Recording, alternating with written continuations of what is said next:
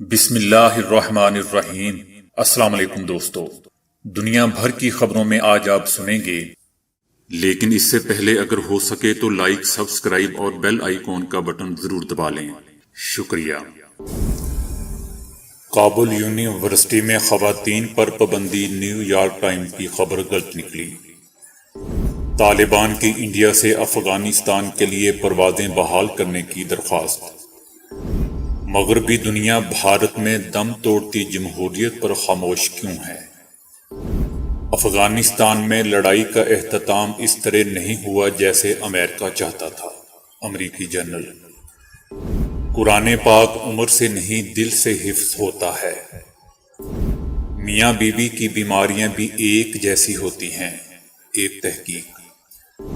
میں آج ہی سچے دل سے اسلام قبول کرتا ہوں۔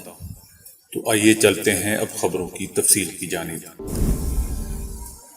کابل یونیورسٹی نے کہا ہے کہ یونیورسٹی کے چانسلر محمد اشرف کا نہ فیس بک اور نہ ہی ٹویٹر اکاؤنٹ ہے۔ کابل یونیورسٹی کی جانب سے یہ بیان ایسے وقت میں سامنے آیا ہے جب امریکی اخبار نیو یارک ٹائمز سمیت CNN، NPR اور انڈین نیوز ایجنسی ANI نے خبر دی تھی کہ کابل یونیورسٹی کے نئے چانسلر نے خواتین کے یونیورسٹی آنے پر پابندی لگا دی ہے۔ ان اداروں نے طالبان کی جانب سے کابل یونیورسٹی کے لیے مقرر کیے گئے نئے چانسلر محمد اشرف غیرت کی ٹویٹ کا حوالہ دیتے ہوئے کہا تھا کہ جب تک خواتین کو مکمل اسلامی ماحول مہیا نہیں کیا جاتا، ان کو یونیورسٹی آنے اور کام کی اجازت نہیں ہوگی۔ کابل یونیورسٹی کے بیان میں مزید کہا گیا ہے کہ محمد اشرف غیرت کے حوالے سے فیس بک اور ٹویٹر کے پیجز جعلی ہیں۔ ان کا کوئی فیس بک اور سوشل میڈیا پر کوئی اکاؤنٹ نہیں ہے۔ معلومات کے لیے کابل یونیورسٹی کی ویب سائٹ اور فیس بک پیج فالو کیا جائے۔ طالبان کے حامی ٹویٹر اکاؤنٹ سے بھی نیو یارک ٹائمز کی خبر کی تردید کی گئی تھی اور کہا گیا تھا کہ یہ خبر جعلی ہے، اور کہا تھا کہ خواتین کا عملہ اور طالبات کابل یونیورسٹی جا رہی ہیں۔ کابل یونیورسٹی کا خواتین کا عملہ، فیکلٹی اور طالبات معمول کے مطابق یونیورسٹی جا رہی ہیں۔ نیو یارک ٹائمز کو سٹوریز شائع کرنے سے پہلے معلومات کی تصدیق اور حقائق دیکھ لینے چاہیے، یہ اصولوں کے خلاف ہیں۔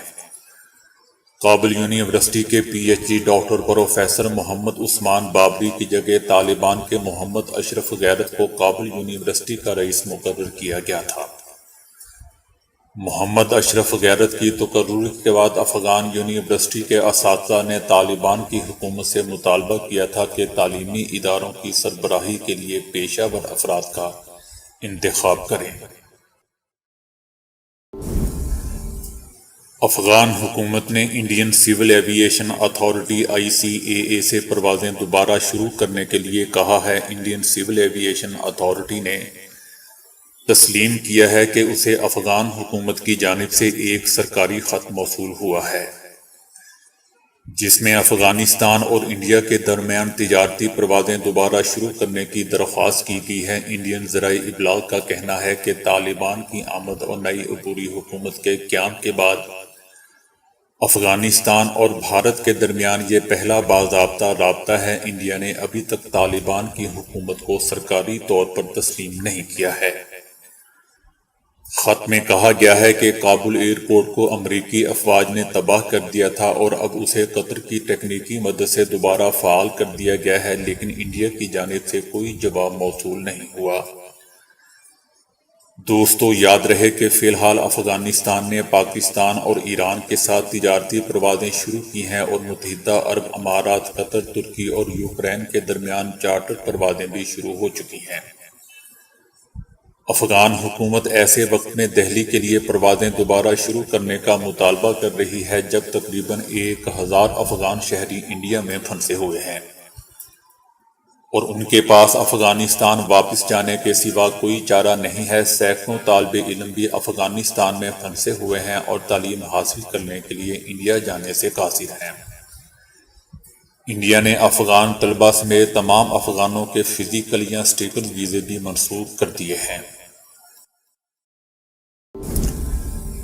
حال ہی میں اقوام متحدہ میں وزیر اعظم مودی نے کھوکھلا دعویٰ کیا کہ جمہوریت نے انڈیا میں جنم لیا، مگر کسی نے وزیر اعظم مودی سے یہ نہیں پوچھا کہ آج بھارت میں جمہوریت کا کیا حال ہے۔ ہندوستان میں جمہوریت زوال پذیر ہے، جبکہ سال ہاں سال بھارت میں کمزور ہوتی ہوئی جمہوریت کو مختلف عالمی اداروں نے بھی ڈاکومنٹ کیا ہے، کیونکہ سول سوسائٹی اور میڈیا کی آزادی کو سلب کیا جا رہا ہے۔ ذرائع کا کہنا ہے کہ 2019 میں اکانومسٹ انٹیلیجنس یونٹ کے ڈیموکریسی انڈیکس پر بھارت 10 پوائنٹ کی تنزل کے بعد 51ویں نمبر پر آ گیا، جبکہ 2020 میں فریڈم ہاؤس نے بھی اپنی سالانہ رپورٹ میں انڈیا کو تشویش والے ممالک میں شامل کیا۔ فریڈم انڈیکس 2020 میں بھارت جمہوریت اور انسانی آزادیوں کے حوالے سے سب سے زیادہ تنزلی کا شکار ملک ہے۔ فریڈم ہاؤس نے سیکیورٹی، توہین عدالت اور غداری وغیرہ کے نام پر بننے والے کالے قوانین کے ذریعے جمہوری آوازوں کو دبائے جانے پر تشویش کا اظہار کیا۔ بھارت پریس کی آزادی کے حوالے سے بھی 9 پوائنٹس کی تنزلی کے بعد 142ویں نمبر پر کھڑا ہے۔ بھارت میں ہر مخالف آواز کو ملک اور قوم دشمنی سے جوڑا جاتا ہے، مگر ان تمام تر حقائق سے مغرب نظریں چرا رہا ہے۔ مغرب کی جانب سے چائنا کے خلاف نئی سرد لڑائی میں بھارت کو پراکسی کے طور پر استعمال کرنے کے منصوبے کے باعث بھارت کی انسانی حقوق کی خلاف ورزیوں کو نظر انداز کیا جا رہا ہے۔ امریکہ نے افغانستان میں اپنی شکست کو تسلیم کرتے ہوئے کہا ہے کہ ہم نے افغانستان میں 20 سالہ لڑائی ہاری ہے۔ امریکی جنرل مارک میلی نے house of armed services committee میں امریکہ کی شکست کا اعتراف کرتے ہوئے کہا کہ بہت واضح ہے کہ افغانستان میں لڑائی کا اختتام اس طرح نہیں ہوا جیسے امریکہ چاہتا تھا۔ یہ مکمل طور پر ناکامی ہے جو ہم نے آخری کے 20 دن یا 20 مہینوں میں نہیں بلکہ 20 سال کی لڑائی ہاری ہے۔ تاہم امریکہ نے افغان لڑائی سے کئی سبق سیکھے ہیں۔ دوسری طرف امریکی فوج کے retired 4 star general Wesley Clark کا کہنا ہے کہ امریکہ نے طالبان حکومت کو تسلیم کرنے کا تاحال کوئی فیصلہ نہیں کیا، لیکن ہو سکتا ہے کہ امریکہ طالبان حکومت کو تسلیم کر لے۔ ان کا کہنا تھا کہ افغانستان امریکہ کے لیے اہم ملک ہے اور روس اور چائنا کے بھی اس ملک میں مفادات ہیں، لہذا کچھ حلقے طالبان حکومت کو تسلیم کرنے پر زور دے سکتے ہیں۔ جنرل کلارک، جو بطور نیٹو کمانڈر یورپ میں خدمات سر انجام دے چکے ہیں، ان کا خیال ہے کہ طالبان کی حکومت میں خواتین کو ان کے حقوق شاید کبھی نہ مل سکیں۔ جنرل کلارک نے یہ بات ایسے وقت میں کہی ہے جب روس، چائنا اور پاکستان کے نمائندے طالبان کے ساتھ روابط بڑھانے پر زور دے رہے ہیں، اور طالبان کے ترجمان سہیل شاہین کا نام اقوام متحدہ میں افغانستان کے مندوب کے طور پر سامنے آنے پر دنیا کی جانب سے کوئی خاص رد عمل سامنے نہیں آیا ہے۔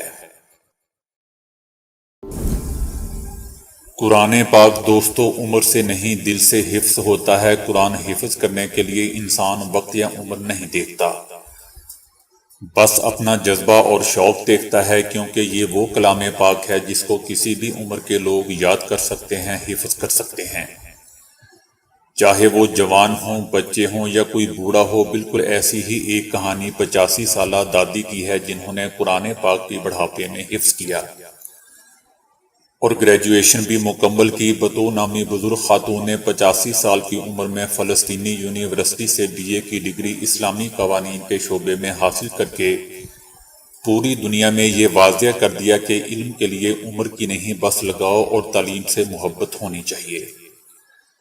راستے خدا آسان کر دیتا ہے۔ وہ کہتی ہیں کہ میں نے ساری زندگی مختلف گھریلو کاموں اور فلسطین کے بگڑتے ہوئے حالات کو دیکھتے ہوئے گزار دی، کبھی بمباری تو کبھی آگ کے شعلے، کبھی قرآن پاک پڑھنے کا بھی زندگی میں وقت نہ ملا، لیکن جب میں 73 سال کی ہوئی تو میرے دل کو بے چینی سی محسوس ہونے لگی۔ ایک دن مدرسہ گئی اور اس دن سے میں نے قرآن پاک پڑھنا شروع کر دیا اور پھر ساتھ ہی حفظ بھی کر لیا۔ 3 سال کے عرصے میں، یعنی میں نے 76 سال کی عمر میں قرآن پاک حفظ کر لیا۔ جب مدارس کا امتحان دیا تو معلوم ہوا کہ میں نے اس میں تیسری پوزیشن حاصل کی ہے۔ اس کے بعد مجھے لگا کہ میں اور بھی بہت کچھ پڑھ سکتی ہوں۔ اس کے بعد میں نے پہلے انٹر کیا اور پھر 4 سالہ گریجویشن کے پروگرام میں اسلامی قوانین کے شعبے میں داخلہ لیا اور اب میں نے وہ امتحان بھی بآسانی پاس کر لیا۔ میری پوتی میری سینئر تھی اور میں اس کی جونیئر۔ اس نے 2 سال پہلے ڈگری لی اور مجھے اب ملی ہے۔ میں امید کرتی ہوں کہ قرآن کی طاقت فلسطینیوں کو اسرائیل کے ظلم سے جلد ہی چھٹکارا دلوائے گی۔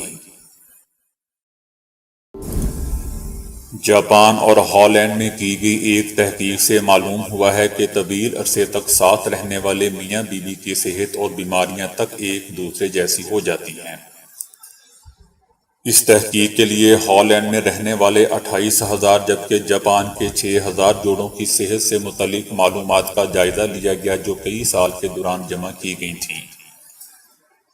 طویل عرصے ایک دوسرے کے ساتھ گزارنے والے میاں بیوی نہ صرف اپنی عادتوں کے لحاظ سے ایک دوسرے جیسے ہو جاتے ہیں بلکہ ان کی جسمانی بناوٹ، بلڈ پریشر اور بیماریاں بھی ایک دوسرے سے بہت ملنے جلنے لگتی ہیں۔ اب تک یہ خیال کیا جاتا تھا کہ صحت اور بیماریوں کے حوالے سے میاں بیوی صرف اسی وقت ایک جیسے ہوتے ہیں جب وہ ایک دوسرے کے قریبی رشتہ دار ہوں۔ تاہم نئی تحقیق سے بظاہر اس خیال کی نفی ہوتی ہے کیونکہ اس میں کئی جوڑے ایسے تھے جن میں شوہر اور بیوی کی ایک دوسرے سے دور پر ایک رشتہ داری بھی نہیں تھی، لیکن لمبے عرصے تک ساتھ رہنے کے بعد ان کی بیماریاں اور صحت سے متعلق کیفیات میں خاصی مماثلت پیدا ہو گئی تھی۔ ماہرین کا کہنا ہے کہ شاید اس کی بڑی وجہ یہ ہے کہ شوہر اور بیوی اپنی خوشی سے یا حالات کی مجبوری کے تحت ایک دوسرے جیسی عادت اور مزاج اختیار کر لیتے ہیں، جس کے نتیجے میں ان کی ذہنی اور جسمانی صحت سے تعلق رکھنے والی کیفیات تک آپس میں بہت ملنے لگتی ہیں۔ اس تحقیق کا اصل نقطہ یہ ہے کہ بیوی اور شوہر کی زندگی ایک دوسرے کے ساتھ بے حد مضبوطی سے بندھی ہوتی ہے، لہذا صحت بہتر بنانے سے متعلق کوششوں میں ان دونوں کا ایک ساتھ شریک ہونا ضروری ہے، ورنہ صرف ایک کی سخت کوشش بھی شاید کوئی خاص فائدہ نہ پہنچا سکے۔ حضرت مالک بن دینار نے ایک بار کسی یہودی کے گھر کے قریب ایک گھر کرائے پر لے لیا۔ آپ کا حجرہ یہودی کے دروازے کے بالکل ساتھ تھا۔ یہودی نے دشمنی کی بنا پر ایک ایسا پرنالہ بنوا لیا جس کے ذریعے پوری غلاظت آپ کے مکان میں ڈالتا رہتا اور آپ کی نماز کی جگہ خراب ہو جاتی۔ وہ بہت عرصے تک یہ عمل کرتا رہا لیکن آپ نے کبھی شکایت نہیں کی۔ ایک دن یہودی نے خود ہی ان سے پوچھ لیا کہ میرے پرنالے کی وجہ سے آپ کو کوئی تکلیف تو نہیں ہوتی؟